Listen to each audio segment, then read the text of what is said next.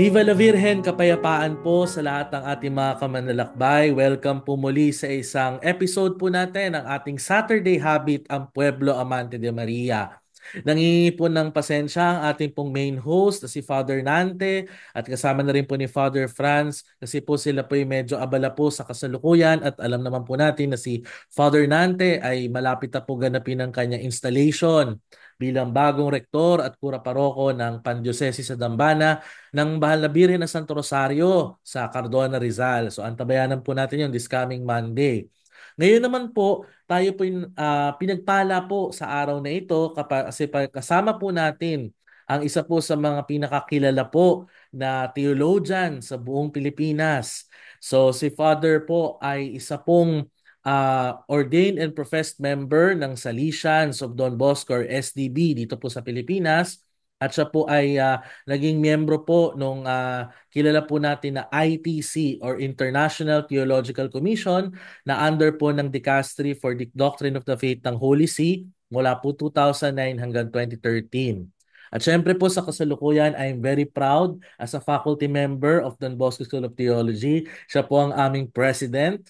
At syempre po, siya po ang aming pong Professor of Fundamental Theology and Spirituality doon po sa DBST Parañaque City. At syempre po, siya rin naman po ang Executive Secretary ng CBCP Episcopal Commission for Doctrine of the Faith. Kaya po, di ko na po patatagalin po. Welcome po natin si Father Francis Vincent Gustilo, SDB. Viva la Virgen, Father Francis! Viva la Virgen, Brother Ivan. Salamat sa pag-imbita sa akin sa inyong programang ito. At ganoon, Viva la Virgen sa mga lahat ng kamanlalakbay dito sa inyong podcast na ito. Amen. Salamat Tuwa po. ko na kahit papaano ay meron akong maitutulong sa pagpopromote ng tungkol sa kagandahang loob ng Diyos sa atin sa pamagitan ng pagpili ng napakabuting tao ang ina ng kamalmahalang Panginoong Hesus. Amen, Father. Salamat po sa pagtangkilik po sa aming imbitasyon. Talagang ito po ay napaka-blessed po na araw para sa aming lahat, lalo na po sa ating pong ginaganap na season of creation. So, Okay. ganda pong atin na pong simulan yung ating patalakayan tungkol dito. Father, so nakatutuwang malaman po na meron po pala tayong ganito na celebration sa simbahan, yung tinatawag na Season of Creation na nangyayari po pala between September to October. Maaari niyo po bang ikwento sa amin paano po nagsimula na magkaroon ng ganitong pagdiriwang po sa simbahang Katolika? Alam niyo naman, noong 2015, nung nakarating ang ating Santo Papa sa Tacloban, noong Enero, ay nung Mayo 24 ng parehong taon, isinulat niya yung Laudato Si. Palagay ko na impluwensyahan talaga siya ng pangyayari ng pinakamalakas na bagyo sa kasaysayan ng sangkatauhan, yung sumalpok doon sa Tacloban sa ating mga mamamayan. Dahil doon, sa panunulat ng kanyang uh, Laudato Si, abay nagkaroon ng Paris Agreement sa September, nagkaroon pa ng mga United Nations SGD, Sustainable Development Goals, SDG. Tapos, after 5 years, nakita ng Santo Papa, wala naman nangyari. Yung kanyang panawagan, lalo na sa ating sambayanang Katolika, parang wala masyadong reaction. So I think ang ginawa niya, itong aking parang konting alam, na naglagay siya ng uh, Ecology and Creation Desk sa isang dicastery ng Promotion of Integral Human Development. At nilagay niya sa desk na ito ay isang profesor namin, nagkataon sa Salesiano, na taga-India, Father Jostrom Kuritadam, na Hmm. marami na siyang nilalathalang libro tungkol sa Espiritu Santo at ang kalikasan.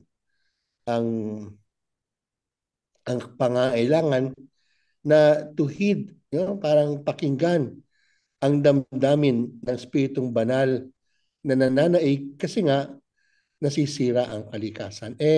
Alam niyo, di ba, sa Biblia, sa Genesis chapter 1, verse 1 and 1a, that a divine wind was hovering over the tohu abohu, the abyss.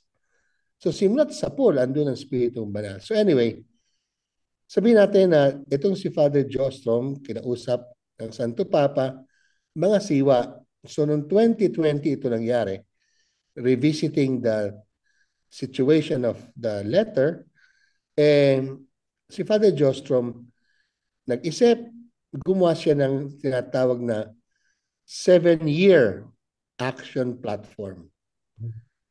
At dahil doon, meron siyang 7 mungkahi na at that time, ang alam niya, 7 years kasi 7-year action platform. Pero ngayon, 7 action platforms na lang. Kasi nakita niya, hindi talaga aabutin ng 7 taon lang. Mm. Hihigit at siguro dapat panghabang buhay sa ating ina. Tuloy-tuloy. Oo. So, itong 7 action platforms ngayon, binigyan niya tuloy ng impact nung nagsimula siya ng first season of creation. September 1 hanggang October 4. So, naandito na po tayo sa pangatlong taon kasi ang season 1 was 21. Mm. Tapos 22. Tapos 23, then 24. Siyempre, nag-planning pa.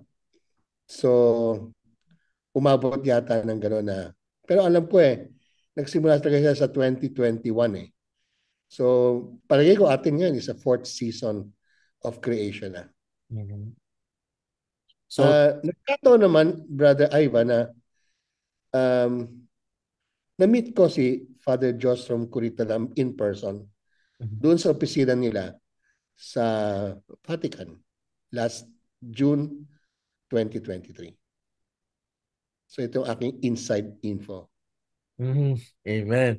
Ayan, nakakatuwa po na meron po palang ganito na movement at kung hindi nga po ako nagkakamali, sinabi po ng CBCP noong nakaraang pong July ng kanilang plenary assembly na parang gusto po nilang i-heighten ito na hindi lang dapat ecology desk kundi parang ecology committee or ministry na po itong i-implement sa kada diocese. So Father, Alam mo siguro, Brother Ivan, at sa aking mga kamanalakbay, kasi may konting ngit-ngit ang Santo Papa mm, nung meron siyang second letter. Short, mm. Laudate Deum.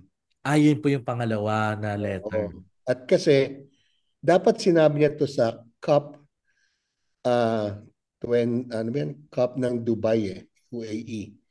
Nagkasakit lang siya, hindi siya nakapunta. Yes. Pero kumbaga nandun po parehas po siya na parang kumbaga dalawang sulat na talagang Kasi tatak ang ibig sabihin sa yata ng COP is environment. Conference or Commitment of Parties ang pangalan. Na Mm. every year, hinohold sa isang country at nire-review nila yung kanilang commitment sa Paris Agreement at kung umaabot na sila sa SDG. Ayun. Kumbaga kung may follow up and follow through po doon sa commitment nila sa environment. Oo. Sige po. Father, so pwede na doon po sa ating pangalawang tanong no. So alam naman po natin ang DBST, Don Bosco School of Theology ay isa po sa mga nangunguna para sa promotion po nitong Laudato Si at saka sa environment. At alam ko po na kayo po invested po talaga dito. Maaari po ba ninyong ikwento sa amin ano po yung nakikita ng ating Santo Papa na papel ng Mahal na Birheng Maria dito po sa Laudato Si, kahit po doon sa isa pa pong document na Laudato Deum at sa pangangalaga sa kalikasan in general. Well, I think walang diretso kaagad ang Mhm. patungkol sa Mahal na Biren kasi nga ang letter hindi para sa ating mga Katoliko lamang. Mhm. Kasi bawat tao meron siyang dapat pag-isipan, basahin sana ang letter na to kasi lahat naman tayo kahit anong antas, kahit anong credo, kahit anong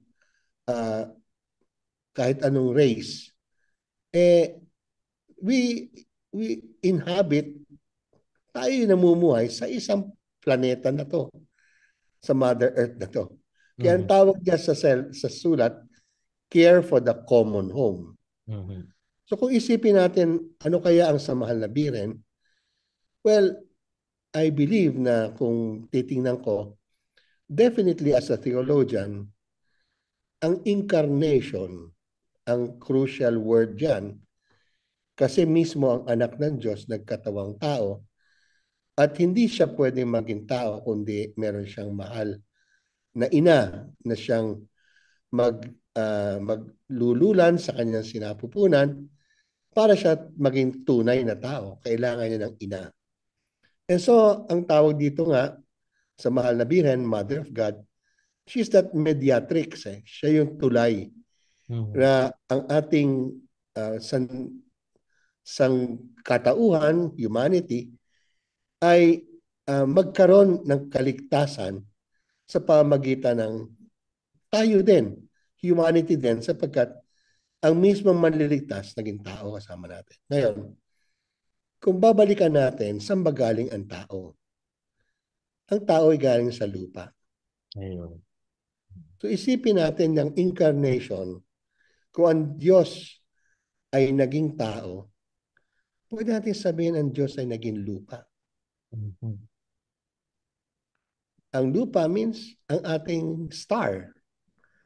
Ang tawag nga dyan, we are all stardust. We are Mhm. all children of the universe. The universe. Ibig sabihin, theologically ngayon, pwede mong itulayan, kung ang Diyos na may likha ng langit at lupa, ginusto niyang pakilala sa atin na very connected siya sa kanyang ginawa. Mhm. Kasi mismong anak niya is now a stardust, a child of the universe as well, para maging tao. Mhm. And therefore, ang mahal na Birhen, hindi naman siya Diyos. Siya din ay stardust. Siya rin ay bahagi. Tayo alabok at sa alabok tayo babalik. So therefore, kita kagad natin na ang mahal na Birhen, kung siya ay naging mediatrix in that sense na naging tulay siya para maging tao ang anak ng Diyos, tulay din siya para sa lahat ng katauhan i ibalik, i-resurrect ang uri ng ating mundong ito na Mhm. dahil sa kasalanan ay nasisira natin. Ano bang pinakamalaking kasalanan? Ba't nasisira natin to? Ay greed, So, pagsasamsam. mm. And pag pinag-usapan ng pagsasamsam, ito ay kanya-kanya. Individualism, consumerism. Ang mahal na Birhen, hindi niya maisip na magkakanya-kanya tayo sapagkat tayo anak ng iisang ama, ang Diyos Yes. Ama, sabi ni Jesus. At tayo kanyang mga anak. Behold, your son. Sabi ni Yesu Cristo. So, hindi ko maisip na ang mahal na Birhen ay, ay hindi sangkot sa gantong pagpapaahon ng mas mabuting kalikasan. Sabi ko, resurrection eh. Mhm. It needs to be part of the resurrection. Kasi nung si Yesu Cristo ay mismong uh, nabuhay muli ng ikatlong araw after the kamatayan, dala niya ang sugat ng kamatayan. Sugat ng kasalanan. Na very obvious sa Ebanghelyo ni San Juan. Sabi niya, touch my hands, put your fingers, lagay mo dito ang daliri mo. Yung kamay mo sa aking sugat sa aking tabi at maniwala ka. Ano dapat natin paniwalaan? Na nung si Kristo ay nabuhay bilang tao, although siya ang anak ng Diyos, buhay naman, pero muling nabuhay sapagkat tinanggap niya ang kalooban ng Ama na ialay ang buhay para sa atin. I think kasama dapat ang mundo sa resurrection ni Kristo. Kasi kasama yung katawan eh. Mhm. O ngayon, ang Blessed Mother assumed into heaven, body and soul.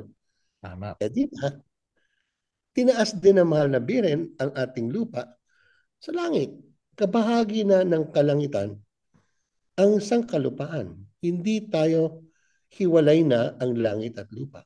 Mhm.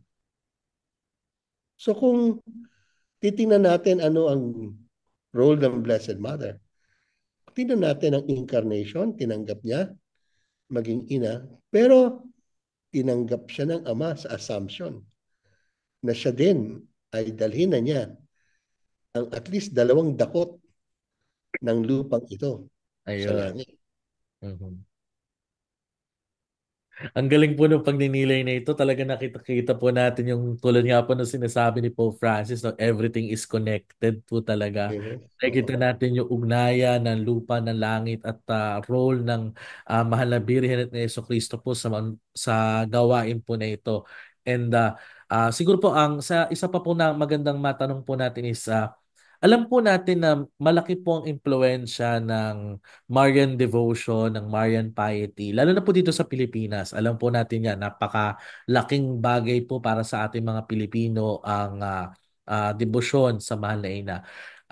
Sa tingin po ninyo, paano po kayang paraan natin makikita na makakatulong po itong Marian devotions na meron tayo sa pagkakaroon ng awareness o pagkilos sa pangangalaga po sa ating kalikasan? Marahil dapat nating bigyan muna ng panunuri or bigyan natin ng, sabihin natin ng um, greater sensitivity. Mhm. Paano ba ini-express ng napakapayak ng mga taong marahil hindi naman nag-theology, Mhm. hindi nag-aral ng malalim na theology sa pananampalataya, pero naniniwala, nananalig, nagtitiwala sa pamagitan ng debosyon sa Mahal na Birhen. Saan sila nakatutok? Yung paano ba nila ine-express ang kanilang pagmamahal sa Diyos sa pamamagitan ng Mahal na Birhen? Ang una siguro ay sabihin natin ay ginagawa halos sa lahat, hindi lang sa Pilipinas. Ang orasyon. May oras yan eh. Orasyon na nga eh. Orasyon means dasal, pero may Dapat oras ng may orasyon na yan. oras. Alas 6, alas 12, alas 6. Di ba? Gamit natin ang times and seasons. So kung magdadasal tayo ng orasyon, at taan dyan sa orasyon ang the angel of the Lord declared unto Mary, sa Blessed Mother, di ba? At least, morning, noon, and nighttime, sabi nga ng isang kanta, ando na kagad ang presensya ni Mary sa times and seasons. Pangalawa, punta natin ang space, ang luklukan, ang lugar. Iba yung mahal na birhen ng Peña Francia. Mhm. Yan ang ina ng kabikulan Aha. sa Bicol yan. But definitely, iba ang ina ng Santo Domingo, ng mga Dominicans. Hindi lang siya yung Santo Rosario, siya rin yung Nuestra Señora de la Naval. Mhm. Diba? Although, parehong mahal na birhen yan, pero yung karanasan ay magkaiba. Hindi ako nakakita ng fluvial parade ng Mhm. Birhen de la Naval, although because of the Battle of Manila Bay. Mhm. Pero, meron namang fluvial parade ang Peña Francia. Ayun, opo. O, di ba? So, ginagamit din natin ang kalikasan para express. Siguro ito'y form ng welcome, Mhm. yung fluvial parade. Saan ba nang galing ang imahe ng Peña Francia? Siguro hindi ko masyadong alam bakit ginagamit ang fluvial parade. Pero gumagamit ng ilog. Doon Oho. nagkikita ang mga Yes. tao. Mayroong So, environment. Oho. malinis kaya yung ilog na yun. Ayun ang tanong. Di ba? So, Ah. papukawin, pamulatin sa mga tao. Kaya ba nang, kaya niya bang dalhin ang mahal na birang mahal natin na nakabihis ng napakagara sa ating mga lansangan galing sa Santo Domingo pabalik na panay dumi, panay basura. Pwede Mm. ba yun? Siyempre dapat natin linisin. Para lang ba? sa piyesta. Di ba nakakahiya na ang pagdaan ng mahal na birhen ng kanyang statwa sa piyesta, pero dumadaan din yan araw-araw. Hindi naman niya tayo iniiwan eh. Mhm. Ganon din sa ilog. Bakit itong ilog na ito, lilinisin ba natin para sa ikatlong linggo ng Setyembre kasi dadaan ang mahal na birhen? O dapat nating gawing palaging malinis? Kasi naman, ang mahal na birhen palaging dumadaan din sa ilog na yan. So kung maiko-connect natin ang space, saan ba nangyayari to? Dipolog tree, antipolo. Ah. O di ba? E di kalikasan uli, Mhm. punong kahoy. At ayaw niyang umalis doon sa punong kahoy na yun. Yes. Doon siya palagi nagpapakita, di ba? So, kung titingnan natin, kagaya ng paggamit ng Diyos ni Jesucristo sa kanyang pagtuturo sa mga talinaga ng kalikasan, maging sheep, goats, maging ubas, maging tubig, maging tinapay, di ba? At paggamit ni Jesucristo din ng sabihin natin ng sa kanyang pagtuturo ng kanyang sarili. Ako'y good shepherd, di ba? Ako'y uh, the gate. No? Sa kanyang sarili yan eh. Opo. So, pinakilala niya ang Diyos. I think ang ating devotion sa Blessed Mother, pwede natin i-direct ngayon sa kamulatan sa ginagawa ba natin sa kalikasan. Eh dyan nagpakilala ang mahal na birhen sa atin na ngayon ay ating pinevenerate ng tama. Ng Ayun. selebrasyon natin sa mahal na birhen, cut off from the kung saan talaga nangyari at saan idinadaos hanggang ngayon napapalibutan din marahil ng hindi magandang kalikasan. Mhm. Kaya doon Yun ang natin tingin. nakikita yung kailangan talaga natin ng sensitivity. Nandun yung dapat inaalay natin kung gaano tayo ka mapagmahal sa mahal na birhen. Dapat yung kanyang nilalakaran, yung kanyang environment, yung lahat ng nakapaligid dapat ay meron ding kaayusan at kalinisan. Galing po, no? At Father, siguro isa pong maganda rin pong ano natin, punta po muna tayo dun sa inyo pong Um, personal na debosyon sa Mahal na Birhen. So, bilang panimula po dito, sa inyo pong karanasan bilang deboto ng Mahal na Birhen, paano po yumabong ang inyong personal na pagdedebosyon sa Mahal na Birheng Maria? uh, naku, may pagkamahaba.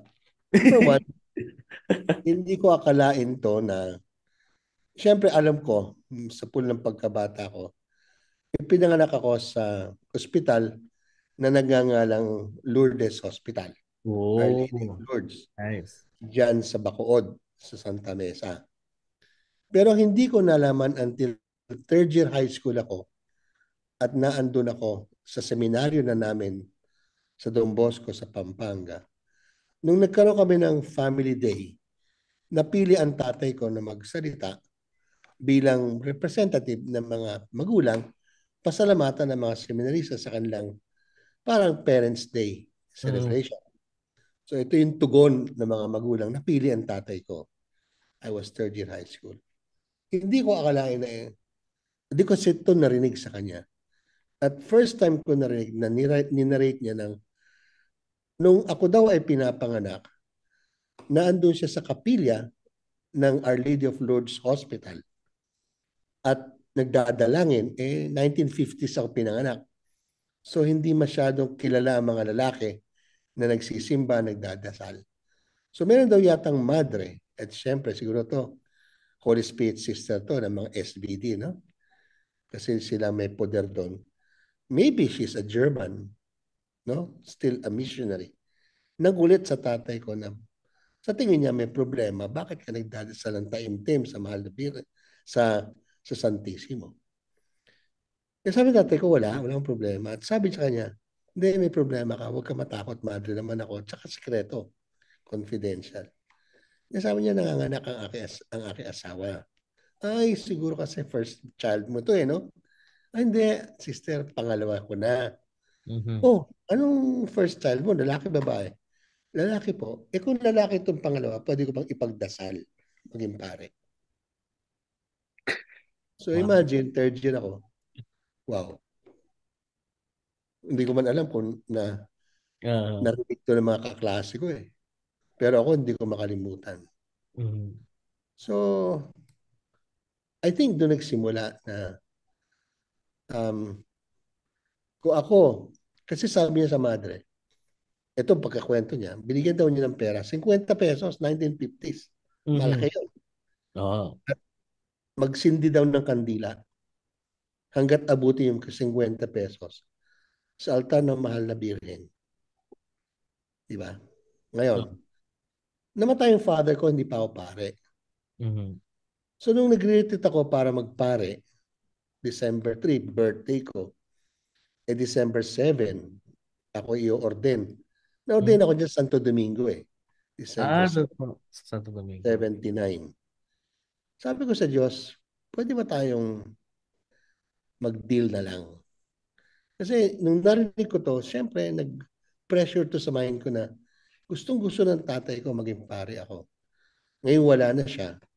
Marahil naman maintindihan niya, baka kung siya may gusto nito, di ko naman siguro ito dapat ipagpatuloy. Pressure lang to Pero kung gusto mo to, Panginoon, gugustuhin ko to. Mhm. So doon sa dasal ko na yun, mga alas 6 ng gabi, andun ako sa retreat house ng mga Blessed Sacrament Fathers sa San Jose del Monte. Sabi ko, gusto ko, Panginoon, gusto ko, hindi yung mga paru-paro, mga scent-scent ng bulaklak. Gusto ko salita mo, sabi mo sa akin. So pagbukas ko ng Bible, I cut it, no? Napunta kay Jeremiah chapter 1, verse 4 to 7. Before you were born, I knew you. Ayun. In your mother's womb, I consecrated you. Ayun. A prophet to the nations, I have appointed you. Mhm. That has been the call, I think. Masasabi ko po sa inyo mga kamanlalakbay, kami mga pare, inoordinahan kami sa araw ng ordinasyon na ipapatong sa aming ulo ang kamay ng obispo. Pero sa aking tingin, ako'y um, pinatungan ng Panginoon ng kanyang, sabihin natin, Spiritong Banal sa 26th birthday ko. Mhm. That same day I was born, in that same day, pinaalala sa akin in a real text of the scripture na talagang pinili niya ako. Before you were born, I knew you. In your mother's womb, I consecrated you. A prophet to the nations, I appointed you. Ang galing. So, talagang nakita natin yung plano, no? So, Simula hindi po, ko, galing. dahil doon, Brother Ivan, hindi ko maisip na pag merong ganito okasyon, pag-usapan ng mahal na biren, hindi ko kaya matanggihan. Mhm. Bilang pasasalamat, yun ang una. Kung ako'y Opo. pare, ako'y kasi, huwag natin sabing Marian priest, no? Kasi to be honest, hindi ako naghahabol ng mga Marian shrines. Kasi Mhm. sa akin ang pinakamilagro, ang banal na Eucharistia na sineselebrate ko everyday Yes. ng tinapay na naging katawan ni Kristo. Mhm. Pero kung nagkaroon ng chance makapunta sa isang Marian shrine na ginawa ng parents ko, tayo na sa Antipolo. Ah, Ulit, Mayo 1, tayo na sa ayun. Antipolo. O at least part ng May na doon kami. So, nag-grow naman to sa kabataan. Pero ngayon, dahil kasi ako yung Salesian priest, Mhm. sinabi sa amin ni Don Bosco, walang papasok sa ating eskwela o makakilala sa parokya, youth center, training center, na hindi dinala ng Birheng Maria. Mhm. Lahat daw kami ay inilagay doon ng mahal na Birhen. Kahit ilang taon lang, kahit ilang panahon lamang, pero ang mahal na Birhen ang nagluklok sa amin doon. Oo. Ginabayan kami pakilala ang Diyos sa pamamagitan ng isang Salesian institution. Ito Amen. po yung pare ni Don Bosco. Yes, of course. Sa kingdom natin, Mary Help of Christians, talagang nandyan yan. At nakatutuwa po, Father, kasi sa inyo pong pagkwento, nasagot niyo na po lahat ng ating tanong. Kaya po, I'm very, very happy and very, very excited for this episode po na mapanood ng ating mga kamanlalakbay. And syempre, sa ating pong challenge, so nakikita po natin, narinig po natin kay Father Gustilo ang kagandahan po ng koneksyon ng mga debosyon, lalo na po sa Mahal na Biren at ang ating pong pagkalinga sa kalikasan. So sana po ay matutunan po natin maging sensitive sa ating pong environment at sana maging bahagi ito na ating mga programa, lalo na po sa pag-propagate po ng devotion sa Mahal na Birhen, na kasama po ang kalikasan sa gawain po natin ng debosyon. At ito po ay maging way para po mas makatulong po tayo sa mundo na ating pong tinitirhan. At syempre po, sa ngalan po ni Father Nante na ating main host, ni Father Franz, si Ma'am Rita at lahat po na bumubuo sa Pueblo Amante de Maria, sa Areopagus Communications. Salamat po, Father Francis, sa pagtangkilik po sa aming pong imbitasyon at Pwedeng sa isang pagninilay. malit na bagay, pwede kaya Yes, of isang course, malit na Father. bagay. Mon. Opo. Yes, Father. Ang maganda, si Yesu Cristo, ay nagkatawan tao sa pamagitan ng mahal na biren. Opo. Namatay, muling nabuhay. Di ba? Ang resurrection, body and soul. Di ba? Mhm. Pero bumalik siya Mhm. bilang tinapay, hostya, ubas, alak, dugo, katawan. Sana naman, bawat debosyon natin sa mahal na biren, dadali niya tayo kay Kristo. Amen. Yun naman ang gusto niya Opo. At pag sabing dalhin tayo kay Kristo, dalhin tayo sa Santissimo. Or, mas maganda, magkomunyon tayo. Pero sana, pag komunyon natin ngayon, bawat komunyon na natin ngayon, kaya nga communion hindi lang tayo nakikiisa kay Kristo. Makiisa tayo sa kanyang katawan. Maging kinatawan tayo ng kanyang katawan na tinatanggap natin ng galing sa lupa at dahil sa ulan, dahil sa araw, sa tamang hangin, naging trigo, naging wheat. At dahil dito, may tinapay tayo na makokonsagra na ngayon ay real presence ng Diyos sa atin. Paano natin makikiisa sa Diyos kung walang kalikasang maganda? Sana ang mahal na biren, dali niya rin tayo doon sa pamumukaw na yung ating sacramental forms, maging tubig, alak, oil, di ba, tinapay, lahat yan galing kalikasan. And hindi siya humihiwalay sa atin dahil siya'y muling nabuhay, umakyat sa langit. Bumaba pa rin siya araw-araw sa ganyang uri at ginagamit niya. Hindi lang mahal na biren, hindi lang ang tao. Ginagamit niya ang kalikasan para maging kaisa tayo. So yun lang aking pasalamat sa inyong podcast na to Amen na po. pinayagan ako makiisa. Amen. Salamat po, Father. Salamat po sa inyo pong mga pagninilay at mga pagbabahagi po sa episode po na ito. Father, in order to end our episode, can we please invite you to lead us into prayer and to also to give us the blessing po? Sa ngalan ng Ama at ng Anak at ng Espiritu Santo. Amen. Amen. Diyos na mapagpala, mapag-adya, sapagkat Diyos na magandang loob sa amin at mapagmahal. Kami unay nagpapasalamat sa iyong disenyo, sa iyong pamamalakad na maging tao din kabilang sa pagliligtas ng sangkatauhan.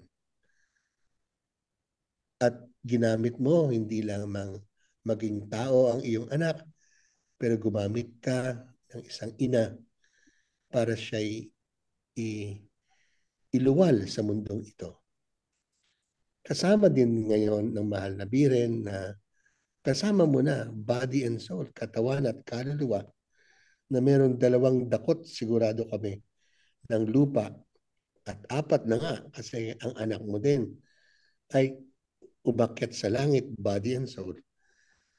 Nawa sa pamagitan ng aming debosyon sa mahal na Birhen Diyos Ama ay aming lalong paggiitan na kabilang ng iyong pagliligtas sa amin na gusto mong iligtas din namin ang iyong kalikasan sapagkat hindi ito para sa amin lamang kundi lalo na sa mga maliliit, sa mga mahihirap na madalas sila ang tinatamaan ng masamang klima. Tulungan mo kami maging eco-warrior. Tulungan mo kaming sumali sa mungkahi ng aming Santo Papa nang sa gayon sa lakas ng loob ay aming lalong mapabuti ang buhay ng mas nakakarami, lalo na yung mas madalas masalanta ng masamang klima. Itong hinihiling namin sa pamagitan ng lakas ng Espiritu Santo, sa ngalan ng Ama at ng Anak at ng Espiritu Santo. Amen. Amen. Viva la Virgen! Maraming maraming Viva la salamat Virgen! po mga kamanlalakbay. Thank you so much, Father. Salamat po sa inyo.